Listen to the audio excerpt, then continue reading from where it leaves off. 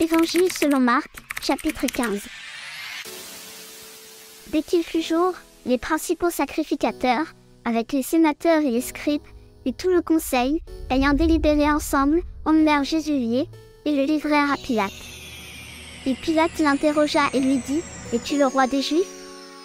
Jésus lui répondit, « Tu le dis. » Et les principaux sacrificateurs l'accusaient de plusieurs choses, mais il ne répondait rien.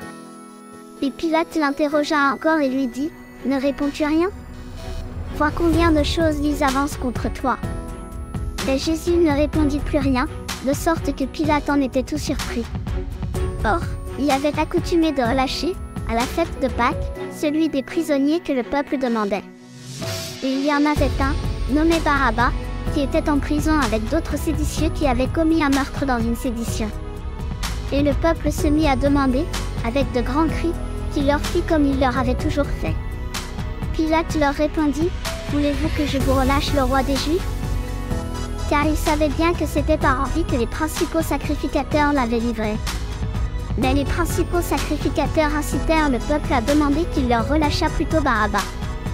Et Pilate, reprenant la parole, leur dit, « Que voulez-vous donc que je fasse de celui que vous appelez le roi des Juifs ?» Et ils crièrent de nouveau, « Crucifie-le !» Et Pilate leur dit, « Mais quel mal a-t-il fait ?» Et ils crièrent encore plus fort, « Crucifie-le !» Pilate donc, voulant contenter le peuple, leur relâcha Barabbas, et après avoir fait fouetter Jésus, il le livra pour être crucifié. Alors les soldats l'emmenèrent dans la cour du prétoire, et ils y assemblèrent toute la compagnie des soldats. Et ils le revêtirent d'un manteau de pourpre, et lui mirent sur la tête une couronne d'épines qu'ils avaient entrelacée. Et ils se mirent à le saluer, en disant, « Je te salue, roi des Juifs. » Et ils lui frappaient la tête avec une canne, et ils crachaient contre lui, et se mettant à genoux, ils se prosternaient devant lui. Après s'être ainsi moqués de lui, ils lui ôtèrent le manteau de pourpre, et lui ayant remis ses habits, ils l'emmenèrent pour le crucifier. Et un certain homme de Cyrène, nommé Simon, père d'Alexandre et de Rufus, passant par là en revenant des champs, ils le contraignirent de porter la croix de Jésus. Puis ils le conduisirent au lieu appelé Golgotha, c'est-à-dire la place du crâne. Et ils lui présentèrent à boire du vin mêlé avec de la myrrhe, mais il n'en but point. Et après l'avoir crucifié, ils partagèrent ses habits, en les jetant au sort, pour savoir ce que chacun en aurait. Il était la 3e heure quand ils le crucifièrent.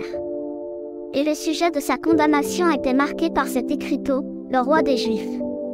Ils crucifièrent aussi avec lui 2 brigands, l'un à sa droite, et l'autre à sa gauche. Ainsi cette parole de l'Écriture fut accomplie, il a été mis au rang des malfaiteurs.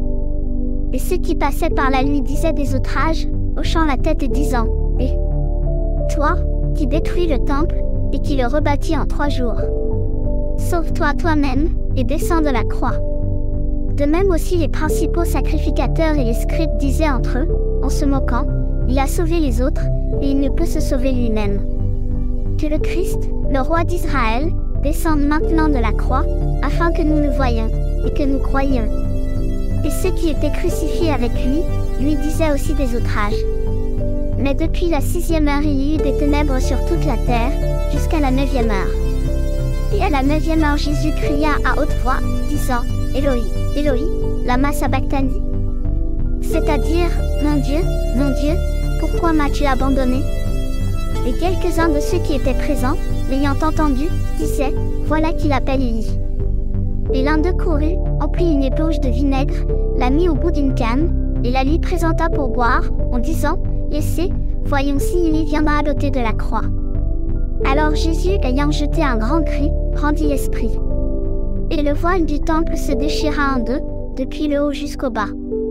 Et le centenier qui était vis-à-vis de lui, voyant qu'il était expiré en criant ainsi, dit, « Cet homme était véritablement fils de Dieu. » Il y avait aussi des femmes qui regardaient de loin, entre lesquelles étaient Marie-Madeleine, et Marie, mère de Jacques le Petit et de Jose, et Salomé, lesquelles le suivaient et le servaient lorsqu'il était en Galilée, et plusieurs autres qui étaient montés avec lui à Jérusalem. Comme il était déjà tard, et que c'était le jour de la préparation, c'est-à-dire la veille du sabbat, Joseph d'Arimathée, qui était un sénateur de considération, et qui attendait aussi le règne de Dieu, vint avec hardiesse vers Pilate, et lui demanda le corps de Jésus.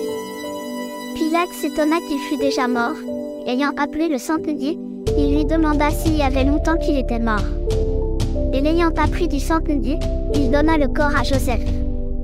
Et Joseph, ayant acheté un linceul, le descendit de la croix, l'enveloppa dans ce linceul, et le mit dans un sépulcre qui était taillé dans le roc, et il roula une pierre à l'entrée du sépulcre. Et Marie-Madeleine et Marie, mère de Jose, regardaient où on le mettait.